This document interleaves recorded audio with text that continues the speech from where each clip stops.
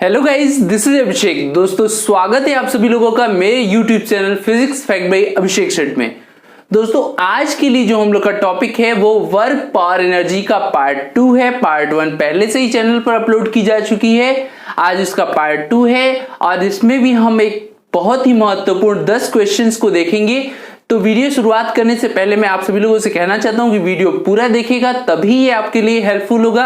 अगर आप थोड़ा सा देखकर अगर आप वीडियो स्किप कर देते हैं तो ये सिर्फ एक आप अपने आप को संतुष्टि देने के लिए आप करेंगे, इससे आपका कोई भला नहीं होने वाला है। तो आइए शुरुआत करते हैं। क्वेश्चन है, if W1, W2 and W3 represent the work done in moving a particle from A to B along 3 different paths under gravitational force of mass m, then एक कण को बिंदु A व B के बीच 3 अलग अलग पथ से ले जाया जाता है। यह प्रक्रिया m द्रव्यमान के गुरुत्व बल में हो या गुरुत्व बल के क्षेत्र में हो तब। देखो भाई, एक कण है, इसको पॉइंट A से पॉइंट B तक 3 अलग अलग पथ से लेकर गया गया, ठीक है। तो बोल रहा है कि इनमें से कौन सा सही होगा। तो जो ग्रेविटेशनल फोर्स होता है ये कंजर्वेटिव फोर्स होता है, मतलब संरक्षी बल होता है, और संरक्षी बल पथ पर निर्भर नहीं करता है।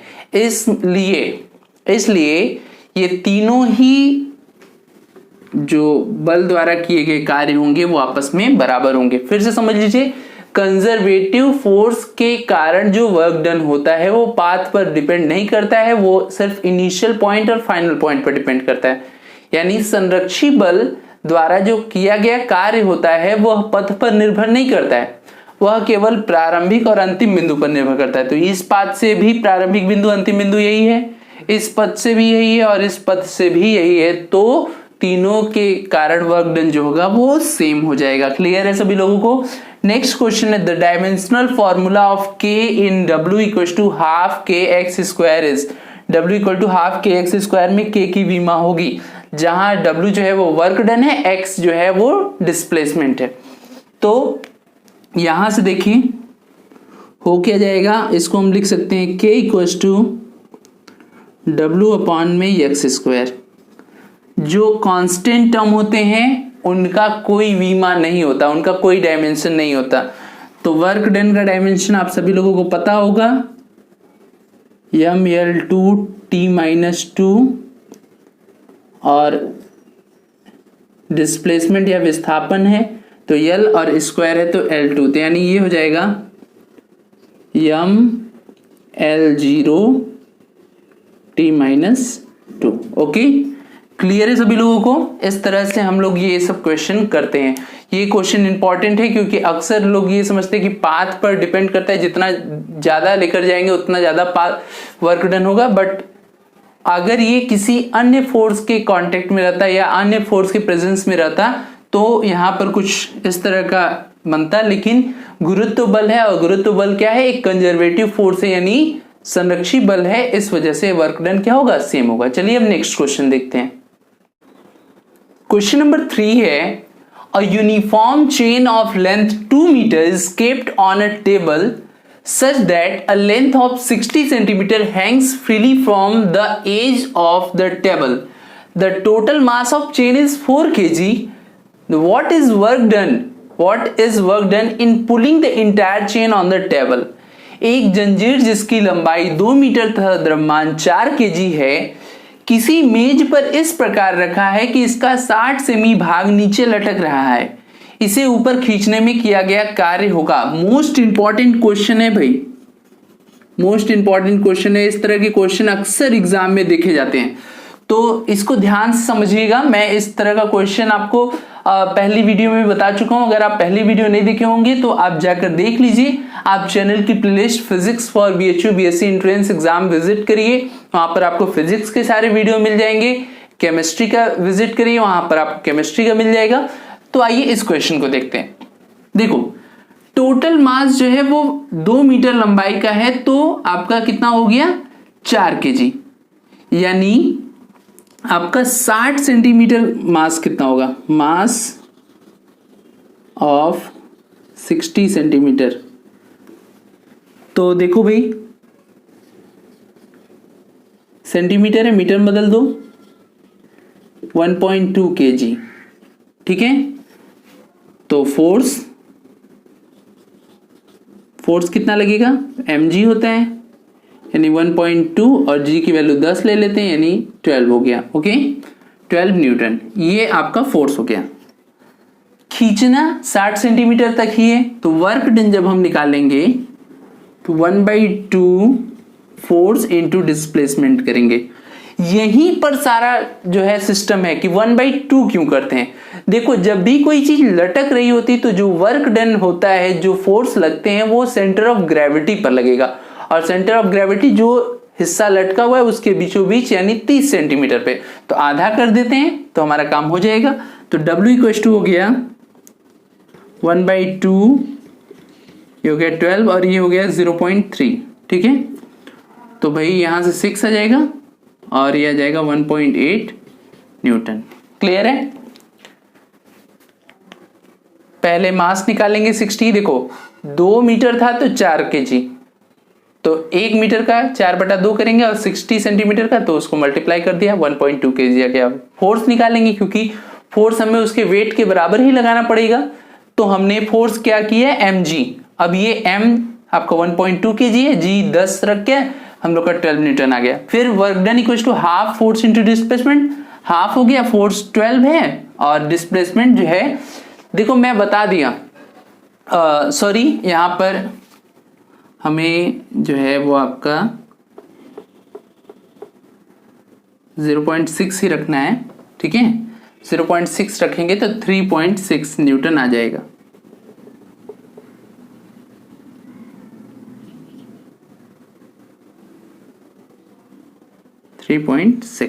ठीक है, 3.6 न्यूटन जो होगा वो इसका राइट आंसर हो जाएगा। क्लियर है। देखो अगर हाफ नहीं किया रहता तो 0.3 करते, लेकिन हाफ तो पहले ही कर दिया है, इसलिए 0.6 ही रहने देते। ओके, क्लियर है सभी लोगों को।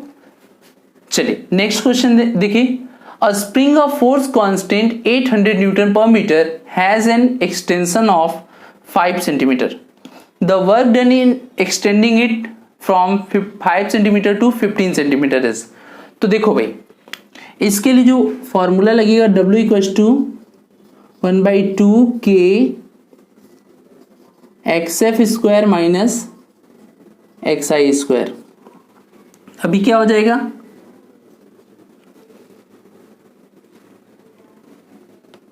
वन बाई टू 800,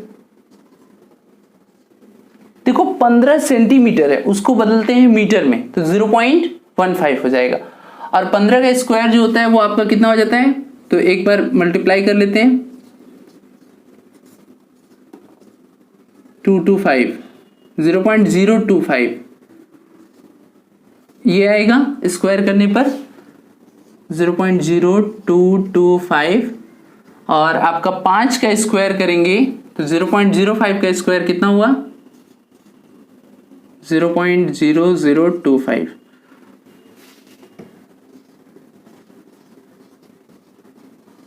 ठीक है, ये चीज हो जाएगा। मैं ऊपर का रफ कर रहा हूं ताकि मैं ऊपर समझा सकूं, मैं ऊपर का रफ कर दे रहा हूं।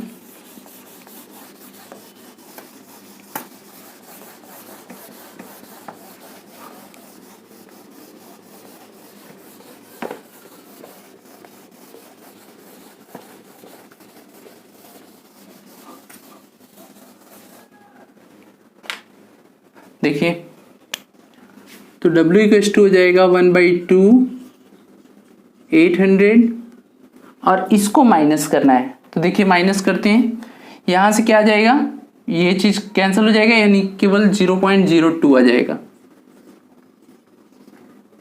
ठीक, और ये मल्टीप्लाई कर देंगे तो 0.01 आएगा, यानी हमारा 8 जूल आंसर आ जाएगा। ठीक है, तो 8 जूल आंसर होगा। ओके, वीडियो समझ में आ रहा है तो लाइक वाइक भी करिए और दोस्तों में शेयर करना ना भूलिए। चलिए अब नेक्स्ट क्वेश्चन देखते हैं। क्वेश्चन नंबर 5 है, the block of mass m moving on a frictionless horizontal surface collides with the spring constant K and compresses it by length L. The maximum momentum of the block after collision is.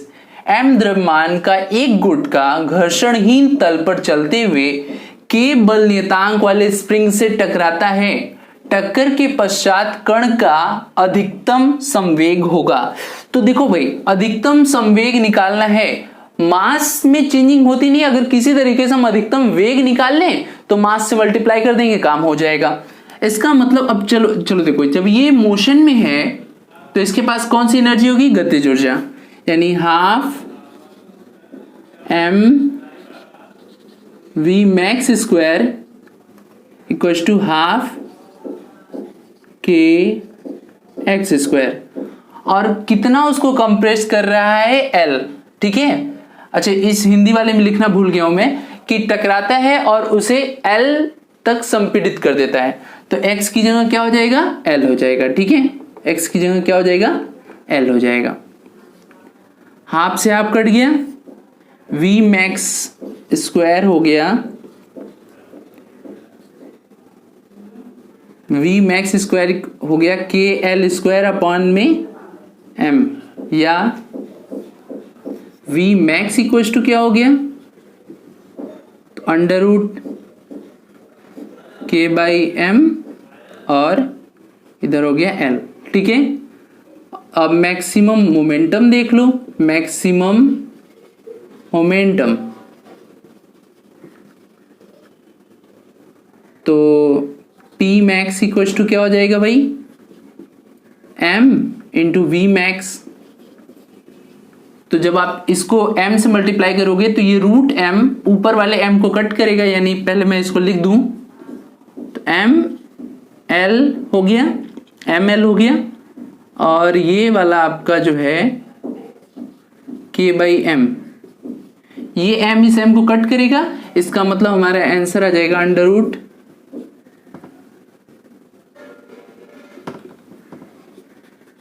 m k और bracket के बाहर l। ठीक है, clear है, तो ये आपका maximum momentum हो जाएगा। अगला क्वेश्चन बहुत इंपॉर्टेंट है, a body is moved along a straight path by a machine delivering a constant power, the distance moved by body in time t is proportional to. एक कण एक मशीन के द्वारा प्रदत्त नियत शक्ति से चल रहा है, t समय में कण द्वारा तय दूरी अनुक्रमानुपाती होगा। तो भाई देखो, हमें सिर्फ क्या पता है, हमें पता है कि पावर दिया हुआ है और टाइम दिया है, पूछा है कि जो डिस्टेंस होगा वो टाइम में कैसे प्रोपोर्शनल होगा। तो देखो वर्क डन, अच्छा चल रहा है तो work done half mv square के बराबर होगा, हाफ mv स्क्वायर, और वर्क डन को हम p इंटू टी भी लिख सकते हैं, p इंटू टी। ओके, तो यहां से भाई v आपका क्या हो गया, v square equal to 2p by m into t, ये हो जाएगा। अब मैं ऊपर का रफ कर दूं और ऊपर समझा दूं, ऊपर वाला आप लोग नोट कर चुके होंगे। ठीक है,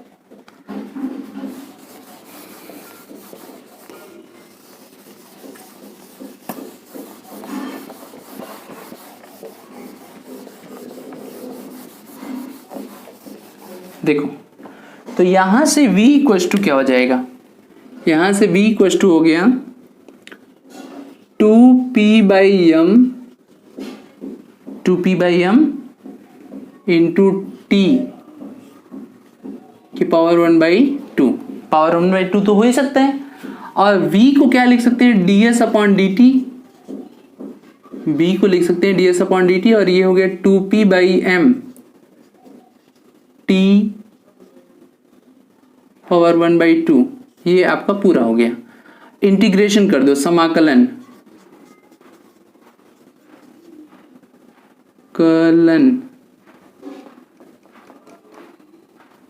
समाकलन करने पर तो यहां से यस आ जाएगा, ये सब तो कांस्टेंट है, बाहर निकल जाएंगे, यानी ये ऐसा हो जाएगा 2p by m T power 1/2 dt, तो ये सारा बाहर आ जाएगा, s हो जाएगा आपका 2p बाई एम, ये चीज ऐसा है ना, के पावर 1/2 इंटू आपका टी पावर 3/2 अपॉन 3/2। तो ये सारे तो कांस्टेंट है। पी उसने कह दिया है कि कांस्टेंट पावर दे रहा है, एम तो कभी चेंज नहीं होगा, ये जो कांस्टेंट नंबर है ये भी चेंज नहीं होना है। इसका मतलब टी एस प्रोपोर्शनल हो गया टी के पावर 3/2। ओके, क्लियर है। तो ये जो है वो टाइम के कैसे प्रोपोर्शनल होगा, पावर 3/2 के। सभी लोगों को क्लियर है। चलिए अब अगला क्वेश्चन देखते हैं। क्वेश्चन नंबर 7 है, इन एन इलास्टिक कोलिजन, यानी प्रत्यास्थ संघट्ट में, ठीक है। ऑप्शन है both momentum and kinetic energy are conserved, यानी संवेग और गतिज ऊर्जा दोनों जो है संरक्षित रहते हैं। दूसरा है both momentum and kinetic energy are not conserved, यानी संवेग और गतिज ऊर्जा दोनों ही असंरक्षित रहते हैं। ओनली एनर्जी इज कंजर्व्ड, केवल ऊर्जा संरक्षित रहती है, और ओनली मोमेंटम इज कंजर्व्ड, केवल संवेग संरक्षित रहता है। तो इन सब में ये ध्यान रखिएगा, जो आपका इलास्टिक कोलिजन है, ठीक है, परफेक्टली इलास्टिक कोलिजन में, जो परफेक्टली इलास्टिक कोलिजन होता है उसमें मोमेंटम और काइनेटिक एनर्जी दोनों कंजर्व्ड रहते हैं। लेकिन अगर केवल इलास्टिक कोलिजन बोला है तो आपका मोमेंटम जो है वो कंजर्व्ड होगा, काइनेटिक एनर्जी नहीं, क्योंकि इलास्टिक कोलिजन में जरूरी नहीं है कि हर जो जितने स्पीड से पिन टकराए उतने से ही अलग हो। इलास्टिक कोलिजन है, बात सही है, लेकिन परफेक्टली नहीं है, इस वजह से आपका ओनली मोमेंटम कंजर्व्ड रहेगा। क्वेश्चन है, if momentum increases by 20% kinetic energy increases by. बहुत बढ़िया क्वेश्चन है। मोमेंटम को यदि 20% यानी संवेग में 20% की बढ़ोतरी हो तो गतिज ऊर्जा में कितने प्रतिशत की बढ़ोतरी होगी। तो आइए इस क्वेश्चन को सॉल्व करते हैं। सोल्यूशन आपको पता है, k इक्वल टू होता है p²/2m, ठीक है। नया p डैश क्या होगा, देखो p प्लस 20% है p का, यानी ये हो जाएगा आपका 12p/10, ठीक है। ये हो जाएगा आपका नया वाला संवेग।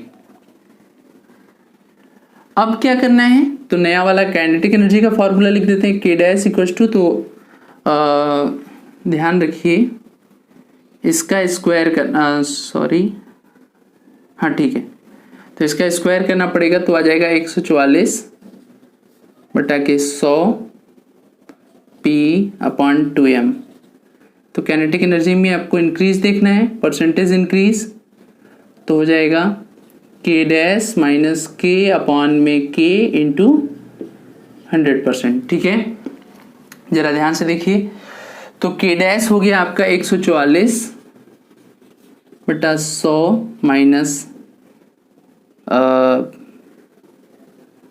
144 p/100 और यहाँ 2m माइनस p²/2m अपॉन में p²/2m, k की वैल्यू पुट करें ना, इंटू 100%। p²/2m कॉमन होके कट जाएगा, तो आ जाएगा हमारे पास 144/100 माइनस 1 गुणे 100%, क्योंकि नीचे 1 से कोई मतलब नहीं है, यहाँ सॉल्व करेंगे आ जाएगा 44%। तो देखो 20% अगर डिक्रीज किया था तो काइनेटिक एनर्जी 36% डिक्रीज हुई थी, अगर 20% इंक्रीज कर देंगे तो 44% काइनेटिक एनर्जी इंक्रीज कर जाएगी। तो ये आपका बहुत ही बेहतरीन लाजवाब क्वेश्चन था। 9वां क्वेश्चन है, a particle is moving under a force is given by the graph. एक कण है जो मूव कर रहा है एक बल के प्रभाव में, जिसे ग्राफ के द्वारा दिखाया गया है। बोला वर्क डन इज, किया गया कार्य होगा, ठीक है। देखो भाई, जब भी ग्राफ का क्वेश्चन आए और फोर्स और डिस्प्लेसमेंट के बीच के बीच ग्राफ खींचा रहे, तो अगर आप ग्राफ का एरिया सिर्फ निकाल लेते हो तो वो काम कर जाएगा वर्क डन का। तो यानी यहाँ पर वर्क डन जो हो जाएगा वो आपका हो जाएगा, पहले देखो लंबाई, अरे ये आपकी चौड़ाई जो है वो 2 है और ये 4 है। तो ये रेक्टेंगल का एरिया का रेक्टेंगल का एरिया क्या हो गया 2 गुणे 4 प्लस एक ट्राइंगल भी इसमें है, ये वाला हिस्सा ट्राइंगल का क्या होता है हाफ बेस इंटू हाइट, तो बेस हो गया 5, हाइट हो गई 2, तो यहाँ से आ जाएगा 8 और यहाँ से आ गया 5, यानी कुल मिला जुला के 13 जूल आंसर आ गया। ओके ठीक है। अब आज आपके लिए एक होमवर्क का क्वेश्चन मैं दे रहा हूं, ठीक है, उसको बताइएगा।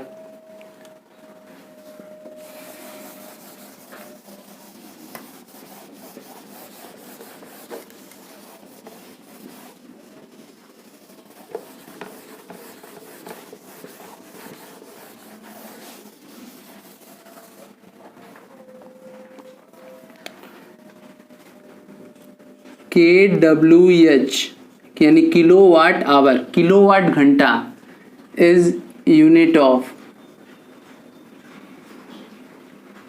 ऑप्शन है पावर, एनर्जी, थर्ड हो गया मोमेंटम और फोर्थ हो गया नल। तो आपको ये बताना है किलोवाट घंटा जो है वो किसका मात्रक है, शक्ति का, ऊर्जा का, संवेग का, या इनमें से कोई नहीं। और साथ ही साथ आपको ये बताना है कि 1 किलोवाट घंटा की वैल्यू कितनी होती है, ठीक है। तो दोस्तों इस तरह से आज का हम लोग का ये 10 क्वेश्चन का सीरीज जो है वो खत्म हुआ। और वर्क पावर एनर्जी में जितने भी तरह के क्वेश्चन बनते हैं, जितने भी टाइप्स के क्वेश्चन बनते हैं, वो सब हमने आपको यहाँ पर बता दिया है। तो दोस्तों ये वीडियो यहाँ पर समाप्त होती है वर्क पावर एनर्जी की। अगली वीडियो हम लोग की लॉ ऑफ मोशन होगा, जिसमें से बहुत इंपॉर्टेंट क्वेश्चन बनते हैं। तो वीडियो चैनल से जुड़े रहिए, वीडियो देखते रहिए, दोस्तों में शेयर करिए और अपनी तैयारी अच्छे से करते रहिए। Thank you.